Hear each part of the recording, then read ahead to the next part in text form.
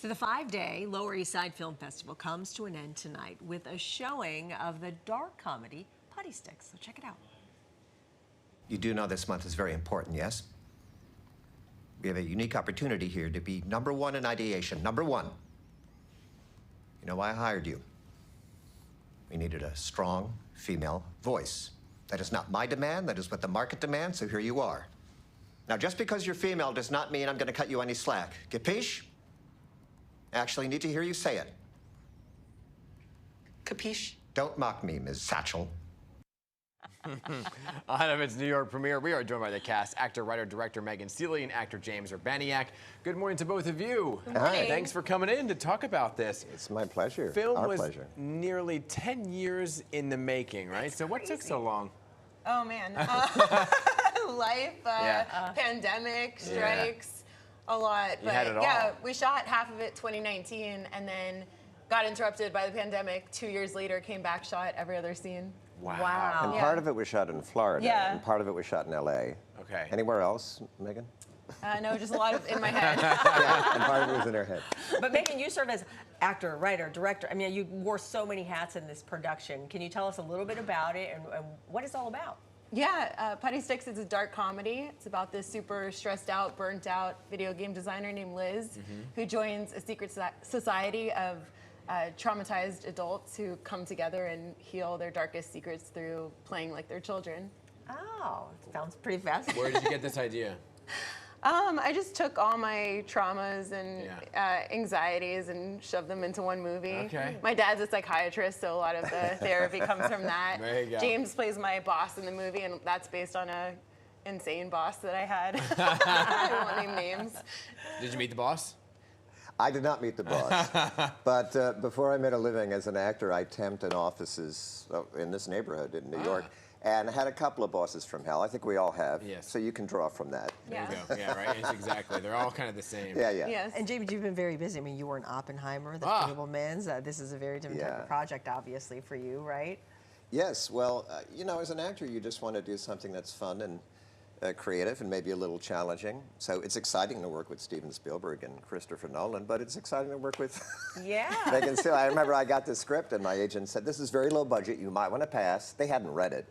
And then I read it and I thought, oh, this writing has a very unique voice. It's really funny and specific, and I would like to do this. Right. That's what I like about actors. Range. Oppenheimer, Fableman. Yes. You know, it's gonna the whole thing. And you don't want to say, oh, I'm not going to do a certain type of movie because Right. maybe it doesn't have a lot of money behind it, because it might be very creative and satisfying. Which is what this is. Now, how did you describe? I'm just gonna go back to that boss. How did you describe the boss to him? To get him to kind of have some. Well, it was very, when you sent me a very nice email, and you did sort of describe sort of your character situation, and that I was this sort of horrible boss. I think that the look of him was actually inspired by a guy I know who is a great guy, not a boss from hell, but he is a boss. But he has this he has a certain aging Gen X hipster look. He always wears a little cap, and he kind of looks like I do in the movie. Yeah. And so the appearance was sort of based on that guy, Okay. and we kind of built it from the outside in. Right. Yeah. So how close are we to like real life? You know, extremely close. It's, Yeah? I mean, it's kind of funny to say that because it's like a wild, you know, kind of fantasy dark comedy, but a lot of it's verbatim.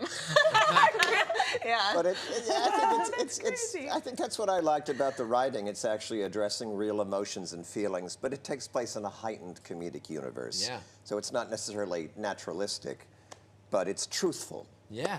How do you feel to be the closing movie for the film festival? That's It's huge. such an honor. Yeah. It really is, and it's a gorgeous theater. It's the Cinema Village East. It's a Yeah, dream. that's a It's good so nice to get this, this type What's of what's attention. after this one? After this film festival? Time will tell. Okay. Yeah. But to have it so well received, though, and you know, how does that feel? It feels amazing. We just played in Brazil, and the film played in Portuguese, and everyone laughed. So I was like, that is so cool to see it transcend time and space. It's been on the festival circuit, and audiences are really responding to it, which is great, because you never know. You make especially a small project, a low budget project like this, you never quite know what's going to happen to it. Right. Is anyone going to see it beyond the people who made it? Yeah. Do you right. feel it's because people find it very relatable, I Yeah. guess? Yeah, I think so. Yeah. And I think there's, if I may, I'm a little older than Megan, but I think there is a certain millennial malaise that you address in the movie. Yeah, I think it may self-help, kind of, yeah. and sort of overworking. And there's a sort of comic motif where everyone in the audience, Yeah. in the office where the movie, where the character works, is sleep deprived. You know, they're Like working here. too many hours exactly. Yeah. Only So drinking soy I think Speaking it of kind relatable. I think it gets at a certain 2024 sensibility. Yeah. Yeah. Well, I hope it goes beyond the New York premiere because people. Oh, it will. Yeah. Yeah. Just check out film festivals. You think you're going to continue the film festival circuit, which is typically what happens in small budgets, right? On the small budget films, they go to the film festivals and then hopefully like a Netflix or a streaming. Yeah. Exactly. We have a great sales agent, so Yeah. Great. yeah. Well, congratulations Thank on the you. film. Thanks for coming in. My pleasure. And by the way, I grew up in New Jersey, so appearing on WPIX Channel 11 is Yes. a dream come true for me. Oh, Thank you I so love much. it. Thank you. Grew up watching this There you go. channel. Oh, picks, Appreciate picks, it. picks. Yes, Exactly. Right? Yes. Puddysticks making its New York premiere. There you go. Oh, Puddysticks. No, I like that. It's a made-up word, so there's a reason you should know that word. Talk about sleep deprived. Hello. Come see it. New York premiere tonight as the closing movie for the Lower East Side Film Festival. There you go.